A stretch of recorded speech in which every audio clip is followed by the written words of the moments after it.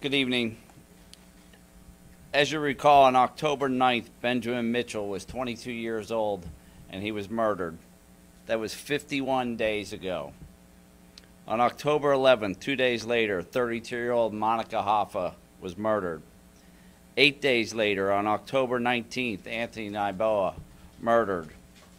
26 days later, on November 14th, just 2 weeks ago, 60-year-old Ronald Felton was murdered.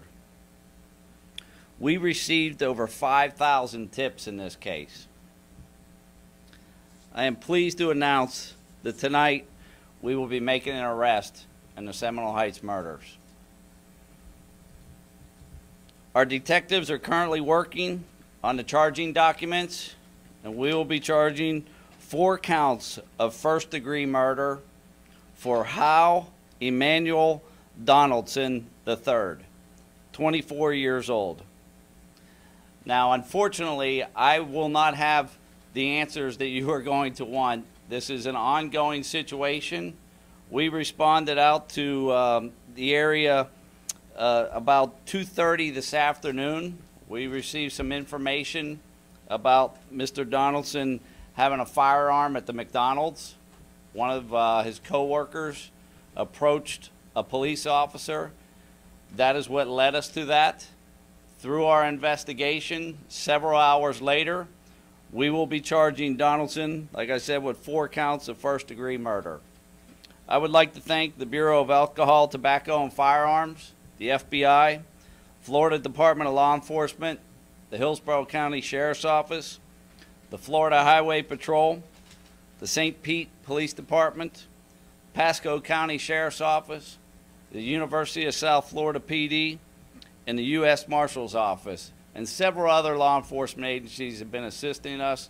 But more importantly, I would like to thank the people of Seminole Heights who have just been phenomenal in their support of our police department. It has just been their patience and their support and the way they have rallied behind the cops of Tampa has just been phenomenal.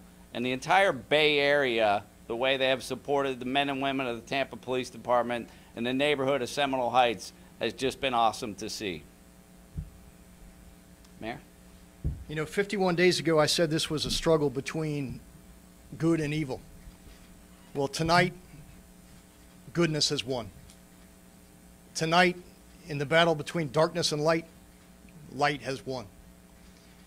It would not have happened without the amazing police work and the amazing partnership of the people that you see behind me, of the hundreds of men and women of the Tampa Police Department that have been on this case for 51 days.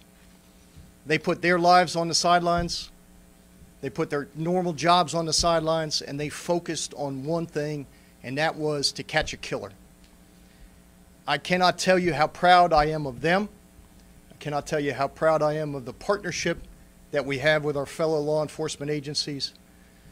I can't tell you, and I know I speak for the people of Seminole Heights, who stood up with us shoulder to shoulder, who never left during the tough times, who never quit on us, nor did they ever quit on the men and women of law enforcement. They had our backs and we had theirs. We could not have done this without their support and the support of this entire community. Tonight is the beginning of when justice will be served. And then the process will occur when this individual rots in hell. TPD did their job. The troopers did their job. FDLE did their job.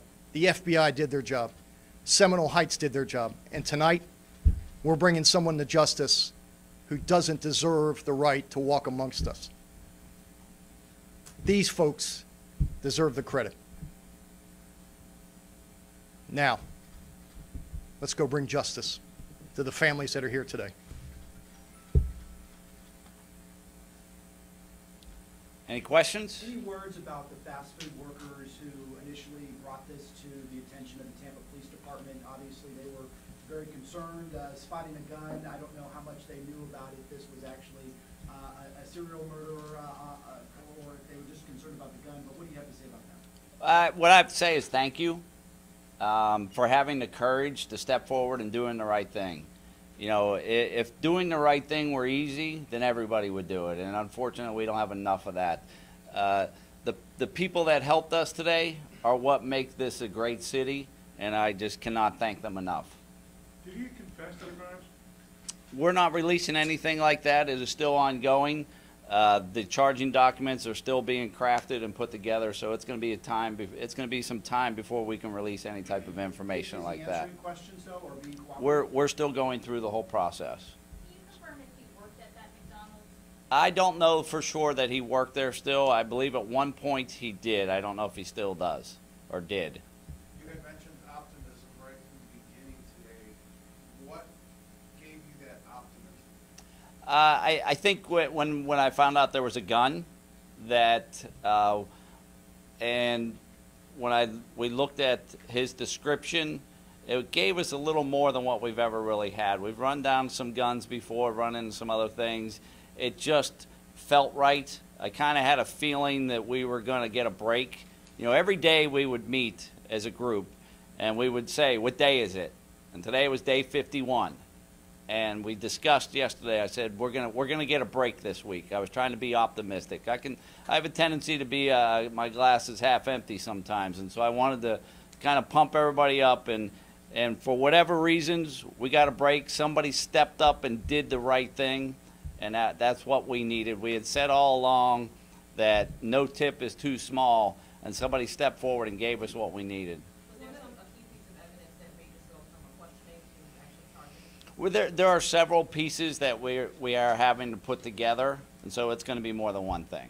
Did you give any indication as to why? On the tip, can you give us anything on the tip without, jeopardizing the investigation about what that caller said? I know that you guys have been running on thousands of tips anyway, but can you give us any insight into that?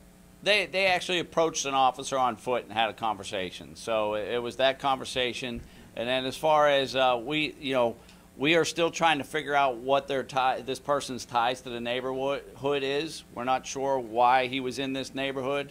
We're not aware of what his ties are, and we don't know what his motive is. But there's a lot more to go.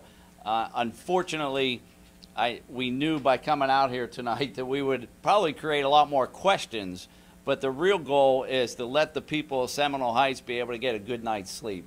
It's been 51 days that they've been terrorized in their neighborhood, and it is about letting these families know that we're going to bring this person to justice and letting this neighborhood get some rest and hopefully try and put their lives back together. Were you able to talk to any of the families yet? Yes, I talked to Monica Hoffa's father on the phone through some text messages, but our detectives have reached out to all the family members. So. Thank you. We'll be following up in the morning.